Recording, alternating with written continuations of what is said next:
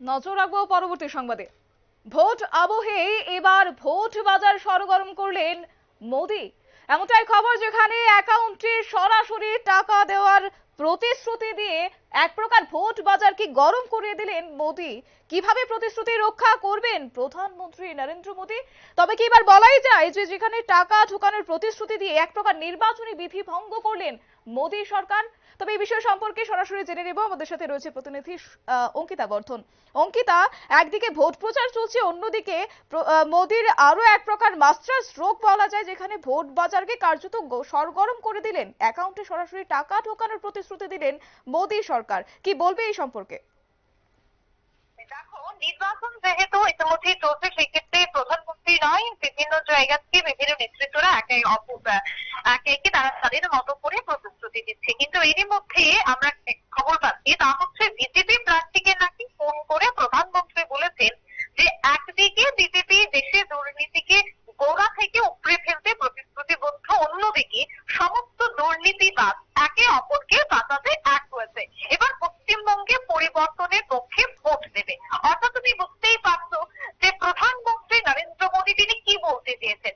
দেখো, আমরা বহু দিন যাবত দেখতে পেয়েছি যে পশ্চিমবঙ্গের বিভিন্ন বিধায়ক, তৎসঙ্গে সাংসদ, তারা কিন্তু একের পর এক ইডি সিবিআইয়ের মুখে পড়তে হয়েছে। বিভিন্ন জায়গা থেকে প্রচুর টাকা উদ্ধার হয়েছে। দেখা গেছে অনুব্রত মণ্ডল থেকে শুরু করে বিভিন্ন মন্ত্রীরা, বিশেষ করে বর্তমানে যিনি পশ্চিমবঙ্গের বিদ্যুৎ মন্ত্রী রয়েছেন, ওনার ভাইয়ের বাড়িতে পর্যন্ত ইডি থানায়। এই সমস্ত বিষয়কে কেন্দ্র করে এবার প্রধানমন্ত্রীর এই বার্তা।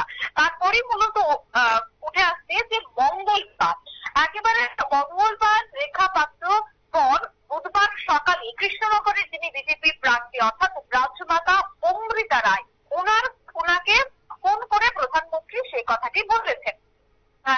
এই সময় প্রধানমন্ত্রীর কাছে যে দুর্নীতি হচ্ছে, সেই দুর্নীতির কথা তুলে ধরেছেন অমৃতা দিদি। দেখো, সরকারি চাকরিতে নিয়োগ থেকে একেবারে স্কুলে ভর্তি নিয়ে বিভিন্ন দুর্নীতির কিন্তু অভিযোগ উঠে এসেছে, এবং সেই দুর্নীতি হয়েছে তা কিন্তু বর্ণনা করেছেন প্রার্থী, যার প্রত্যুত্তরে বিভিন্ন দুর্নীতিতে বাংলার অসংখ্য প্রতারিতদের বড় প্রতিশ্রুতি এবার দিলেন প্রধানমন্ত্রী। তিনি কি বললেন জানিয়ে রাখছি। তিনি জানাচ্ছেন যে একাধিক দুর্নীতি মামলার তদন্তে ইডি এখনো পর্যন্ত ৩,৫০০ টাকার সম্পত্তি বাজেয়াপ্ত করেছে, যা সাধারণ মানুষের টাকা। মোদীর আশ্বাস, তিনি ও তার সরকার আইনি পরামর্শ নিচ্ছেন যাতে গরিব প্রতারিতদের ওই টাকা ফিরিয়ে দেওয়া যায়। অর্থাৎ কৃষ্ণনগরে যিনি বিজেপি প্রার্থী রাজমাতা অমৃতা রায়, সে অমৃতা রায়কে ফোন করে প্রধানমন্ত্রীর এই বার্তা।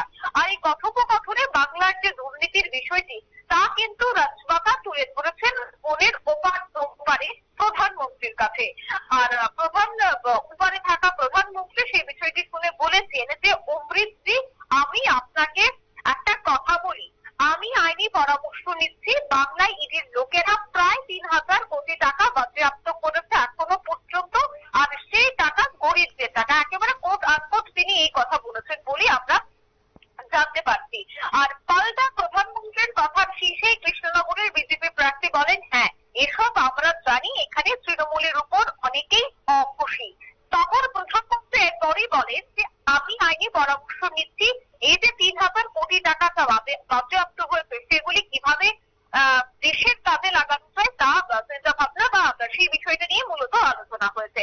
আর রাজমাতাকে মোদীর পরামর্শ যে আপনি এটা বাংলায় প্রচার করুন। অর্থাৎ রাজমাতাকে ইতিমধ্যেই প্রধানমন্ত্রী বলছেন যে এই বিষয়গুলিকে যেন প্রচারে হাতিয়ার করা যায়।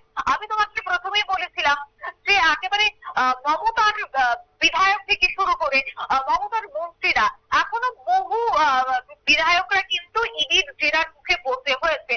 একেবারে উদাহরণস্বরূপ যদি আমাকে বলতে হয়, তবে সেক্ষেত্রে দেখা যাচ্ছে যে সন্দেশখালী থেকে শুরু করে একেবারে বারাসাত, তৎসঙ্গে দক্ষিণ ২৪ পরগনার বিভিন্ন জায়গায় যেখানে কাউন্সিলর থেকে শুরু করে বিধায়কেরা, তারা একেবারে ইডির জেরার মুখে পড়তে হয়েছে। এখনো বহু নেতা কর্মীরা রয়েছেন, এখনো তৃণমূলের বহু নেতৃত্বরা রয়েছেন, তারা জেলে রয়েছেন, তারা বন্দী অবস্থায় রয়েছেন। কেন?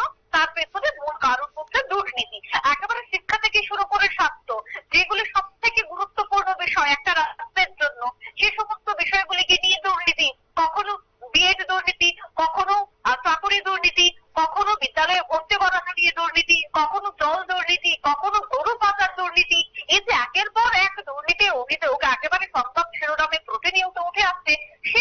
সেগুলিকে হাতিয়ার করে আগামী দিনে যেন প্রচার এগিয়ে যায়, তার জন্য কিন্তু প্রধানমন্ত্রীর এই আহ্বান।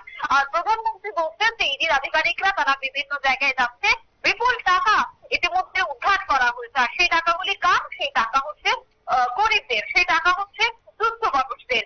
সেখান থেকে প্রতারকরা লক্ষ লক্ষ টাকা, কোটি কোটি টাকা ছিনিয়ে নিয়েছে। দেখো, আজ সকালেই আমরা খবর করেছিলাম একটি ওয়াশিং মেশিন থেকে প্রায় 2.5 কোটি টাকা উদ্ধার করা হয়েছে। সে টাকা অবশ্যই কালো টাকা, কেননা যদি সেটা সাদা টাকা হতো তবে সেটা ব্যাংকে থাকতো, সেটা তো আর ঘরের মধ্যে থাকতো না। তো সেক্ষেত্রে কি হচ্ছে? দুর্নীতির অভিযোগ। বড় বড় ব্যবসায়ীরা তাদের জড়িত। পশ্চিমবঙ্গের ব্যবসায়ীরা তারা সে সমস্ত টাকাগুলো একেবারে বিদেশে পাঠিয়ে দিচ্ছে বা বিহার সহ বিভিন্ন জায়গায় সেগুলিকে পাচার করছে।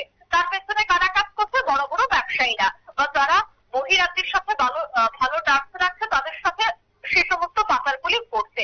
তাই এই গোটা বিষয়কে কেন্দ্র করে ইতিমধ্যে প্রধানমন্ত্রীর মূল টার্গেট হচ্ছে যে এই সমস্ত দুর্নীতিগুলি যেন মানুষের কাছে পৌঁছে দেওয়া যায়।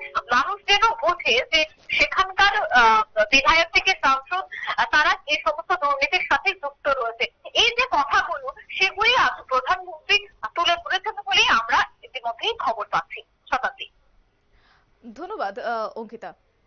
কথা বলছিলাম আমাদের প্রতিনিধি সুপ্রতিম দুঃখিত অঙ্কিতা বর্ধন আমাদের সাথে ছিল এবং সেই জায়গায় দাঁড়িয়ে ভোটের মুখে এই ঘোষণা এবং এক প্রকার বলা যায় দুর্নীতি এড়াতেই মোদির এমন উদ্যোগ এবং কার্যত আজ সরাসরি তুলে ধরেছেন যে অ্যাকাউন্টে টাকা ঢোকানোর প্রতিশ্রুতির কথা এবং কার্যত এই ক্ষেত্রে আজ এক প্রকার ভোট বাজার গরম করলেন নরেন্দ্র মোদী। নিয়ে নিচ্ছে ছোট একটি বিজ্ঞাপন বিরতির সঙ্গে থাকুন।